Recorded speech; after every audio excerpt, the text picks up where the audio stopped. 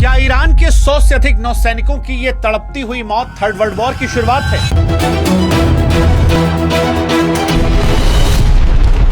क्योंकि जिस वक्त दुनिया की नजरें इजराइल के तेल अवीव की बमबारी, तेहरान में खामनोई और 160 से अधिक बच्चों की लाशों पर थी, ईरान में दिख रहे मलबों पर थी, उसी वक्त इंडियन ओशियन के गहरे नीले पानी में अमेरिका ने वो कर दिया जिसकी शायद कल्पना भी किसी ने नहीं की थी। ईरान का सबसे मॉडर्न जंगी जहाज, जिसका 24 घंटे पहले भारत में स्वागत हो रहा था, वो समंदर की गहराइयों में दफन हो चुका है और इसके साथ ही 100 से अधिक ईरानी नौसैनिकों की जल समाधि बन गई है। कोई इसे अमेरिका का स्मार्ट मूव कह रहा है, कोई इसे अमेरिका का सबसे बड़ा धोखा कह रहा है। लेकिन इस खौफ को समझना है तो ये फैक्ट समझिए कि दुनिया ने ऐसा मंजर आखिरी बार 44 साल पहले 1982 के फॉकलैंड युद्ध में देखा था। तब से लेकर आज तक दुनिया में किसी ने भी इस तरह से जंगी जहाज को डुबाने की हिम्मत नहीं की थी।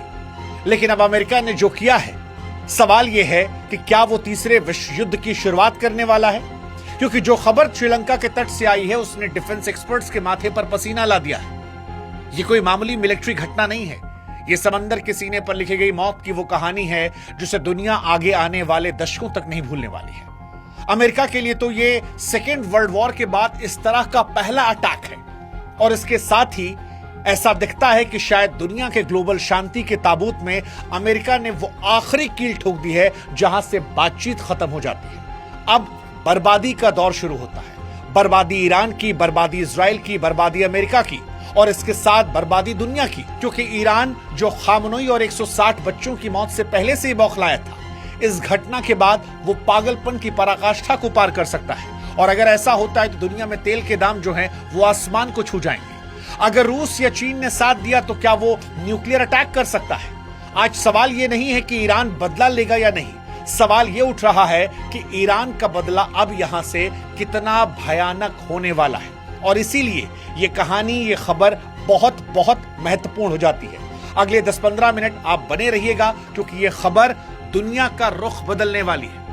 इस खबर की हम शुरुआत करें उससे पहले हमारी फिर से आपसे गुजारिश है कि हमारे व्हाट्सएप चैनल, जिसका लिंक हमने कमेंट सेक्शन और डिस्क्रिप्शन बॉक्स में दिया है, उससे आप जुड़िएगा ताकि पल पल की अपडेट युद्ध को लेकर फैक्ट के साथ हम आप तक पहुंचा सके। अब शुरुआत करते हैं इस घटना से।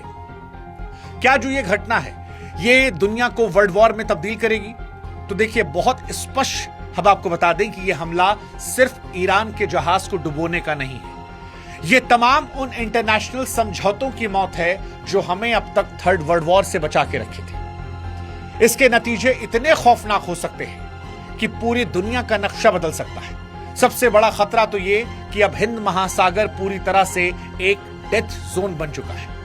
अब तक ये समंदर बिजनेस के लिए सबसे सुरक्षित माना जा रहा था, लेकिन अमेरिका की इस स्ट्राइक ने यह साबित कर दिया कि यहां कोई भी सुरक्षित नहीं। अब भारत के समुद्री रास्तों से गुजरने वाला हर तेल टैंकर मौत के साए में चलेगा। अगर ईरान ने बदला लेने के लिए होर्मुज को बंद कर दिया तो सिर्फ तेल नहीं रुकेगा, हमारे और आपके घरों की गाड़ी का पहिया और घर का चूल्हा भी रुक जाएगा। ऐसा हो सकता है कि पेट्रोल डीजल पहले 200, फिर 300 और फिर 500 को पार कर जाए।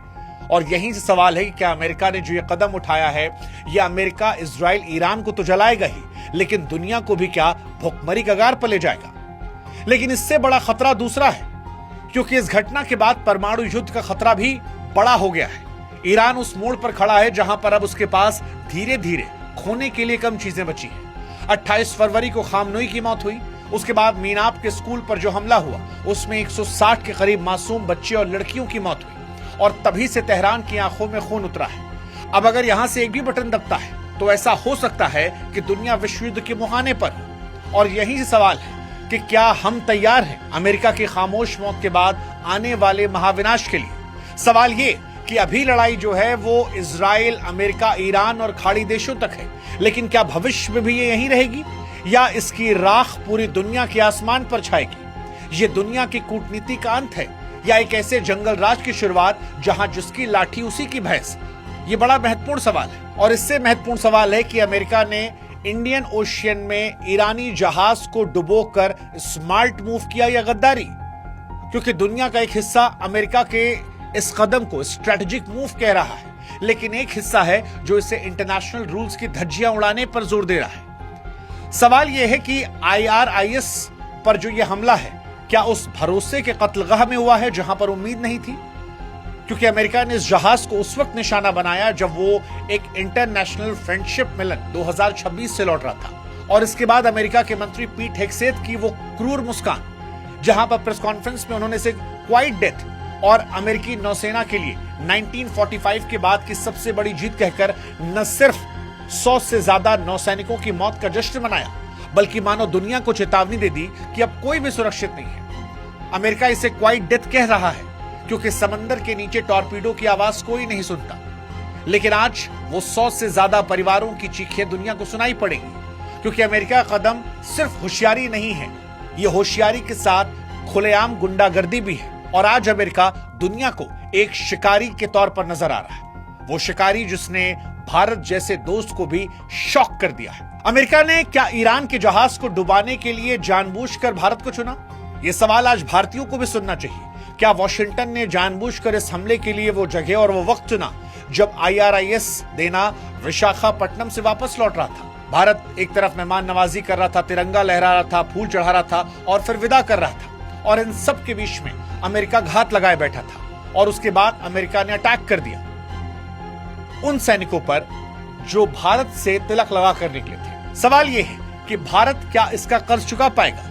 क्योंकि अमेरिका ने यह जताने की कोशिश की है कि भारत की जमीन पर आपका वेलकम चाहे जितना भी ग्रैंड हुआ, लेकिन अमेरिकी साइलेंट किलर की पहुंच से आपको कोई नहीं बचा सकता। भारत के पड़ोस में श्रीलंका के गाले तट पर यह हमला करना एक सोची समझी स्ट्रेटजी लगती है, ताकि हिंद महासागर में भारत की बढ़ती साख को भी सीधे तौर पर चुनौती दी जाए। सवाल यहां पर यह है कि भारत जिसे विदा कर रहा था, क्या अब उस पर खामोश रहेगा? क्या हमारी न्यूट्रलिटी कीमत 100 से अधिक ईरानी नौसैनिकों की जान है? और क्या विदा करने के बाद हम इस पर भी कोई टिप्पणी नहीं करेंगे, जैसे हमने खामनोई की मौत पर या 160 बच्चों की मौत पर खामोशी अख्तियार कर रखी थी? यह समझना बड़ा जरूरी है, और साथ ही समझना यह भी जरूरी है कि वो कौन सा शिकारी था जिसने शिकार किया, क्योंकि यह हमला टेक्नोलॉजी के हिसाब से जितना सटीक था उतना ही डरावना। मतलब आप कल्पना कीजिए कि समंदर की गहराई से एक मौत का गोला आता है और पल भर में 100 से अधिक जिंदगियां खत्म हो जाती हैं। लेटेस्ट रिपोर्ट कंफर्म करती है कि अमेरिका की वर्जीनिया क्लास की किसी भी न्यूक्लियर सबमरीन ने समंदर के नीचे किसी भूत की तरह इस जहाज का पीछा किया और इसके बाद IRIS देना को टॉर्पीडो से डुबो दिया। जैसा कि हमने बताया कि पूरी दुनिया में साल 1982 के बाद यह पहली बार हुआ है। अमेरिका की तरफ से सेकेंड वर्ल्ड वॉर के बाद यह पहली बार हुआ है। टॉर्पीडो का इस्तेमाल करना ही यह बताता है कि अमेरिका इस जहाज को संभलने का एक सेकेंड भी मौका नहीं देना चाहता था। यह सिर्फ एक जहाज को डुबोना नहीं था, बल्कि ईरान की इंटेलिजेंस की एक बहुत बड़ी नाकामी भी थी। अमेरिका का इस साइलेंट स्ट्राइक ने धोखे की एक नई किताब लिख दी है और खून के इस खेल ने समंदर में जंग के तौर तरीकों को हमेशा हमेशा के लिए बदल दिया है। अब यह सवाल उठ रहा है कि सच है कि युद्ध में सब जायज है, लेकिन फिर भी मित्रता करने आए एक जहाज को इंडियन ओशन में डुबो देना, क्या यह नाजायज था? और क्या 180 परिवारों को इंसाफ मिलेगा? क्योंकि गाले के समुद्री तट पर जो तबाही दिखी है वो किसी भी इंसान का दिल दहला सकती है। श्रीलंकन नेवी ने जो बताया वो डराने वाला है।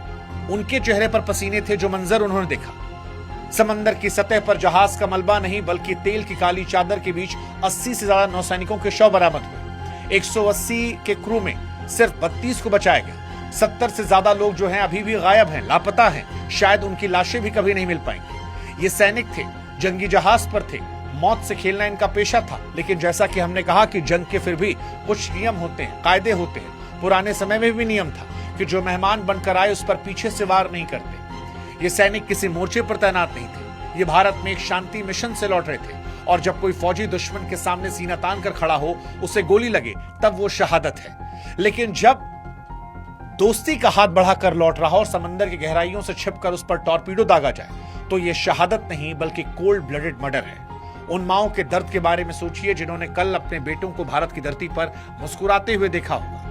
वो क्या पूछेंगे कि बेटा तो शांति के लिए गया था, अमेरिका ने समंदर में दफन क्यों किया? श्रीलंका के तट पर बिखरा यह मलबा चीख चीख कर कह रहा है कि बड़े देशों के पावर गेम में मोहरे हमेशा बेकसूर बनते हैं, चाहे वो बेकसूर वर्दी में ही क्यों ना। और यहीं से सवाल उठता है कि क्या अमेरिका के इस कदम के बाद परमाणु युद्ध होगा? भारत और श्रीलंका की समुद्री सीमा में अमेरिका ने जो कुछ किया वो पहली घटना नहीं थी। इससे पहले खामनोई की हत्या, 160 बच्चियों की हत्या। तेहरान की गलियों में आज दुख के साथ साथ गुस्सा भी भड़क रहा है, क्योंकि जहाज को डुबोकर अमेरिका ने उस आग में घी डालने काम किया जो 28 फरवरी की स्ट्राइक के बाद से धधक रही थी। ईरान के रिवॉल्यूशनरी गार्ड्स के लिए अब ये लड़ाई उनकी इज्जत पर हमला है। ईरान के भीतर से उठ रही आवाजें अब छोटे मोटे हमलों नहीं बल्कि अंतिम युद्ध की मांग कर रही है। और सवाल अब ये नहीं कि ईरान बदला लेगा या नहीं, सवाल ये है कि वह दुनिया की सबसे जरूरी तेल सप्लाई लाइन हॉर्मुज को हमेशा के लिए क्या बंद करेगा। अगर ईरान ने अपनी मिसाइलों और न्यूक्लियर पावर का इस्तेमाल किया तो क्या दुनिया को यह राख कर देगा? और क्या परमाणु का ट्रिगर अब किसी के भी हाथ में हो सकता है? क्या हम विनाश की तरफ बढ़ रहे हैं? क्योंकि श्रीलंका के तट पर तैरता मलबा चीख चीख कर कह रहा है कि अमेरिका ने वो लाइन खींच दी है जहां से वापसी का रास्ता खत्म हो गया है। ये टॉर्पीडो हमला किसी एक जहाज पर नहीं बल्कि इंसानियत पर हुआ है। ये साफ तौर पर तीसरे विश्व युद्ध की पक्की आहट है। बड़े देशों की ये जिद हमारी सीमाओं और हमारे पड़ोस तक पहुंच चुकी है और अब कोई भी सुरक्षित नहीं। अमेरिका ने नियम नहीं तोड़े हैं बल्कि उन्हें जलाया है। इसलिए जाते जाते हमारा सवाल आपसे कि क्या आपको भी लगता है कि अमेरिका अब अनकंट्रोल्ड शिकारी बन चुका है? क्या भारत को अपने पड़ोस में इस भरोसे के कत्ल पर चुप रहना चाहिए या फिर अपनी आवाज को सख्त करना चाहिए? आपकी राय कमेंट सेक्शन में हम इंतजार करेंगे और साथ ही इंतजार करेंगे हमारे व्हाट्सएप ग्रुप का, जहां पर आप जुड़िए ताकि हर एक वीडियोस हम आप तक पहुंचा सके। लेकिन फिर सवाल भी, क्या इस कदम के बाद वर्ल्ड वॉर की शुरुआत हो चुकी है? क्या लगता है?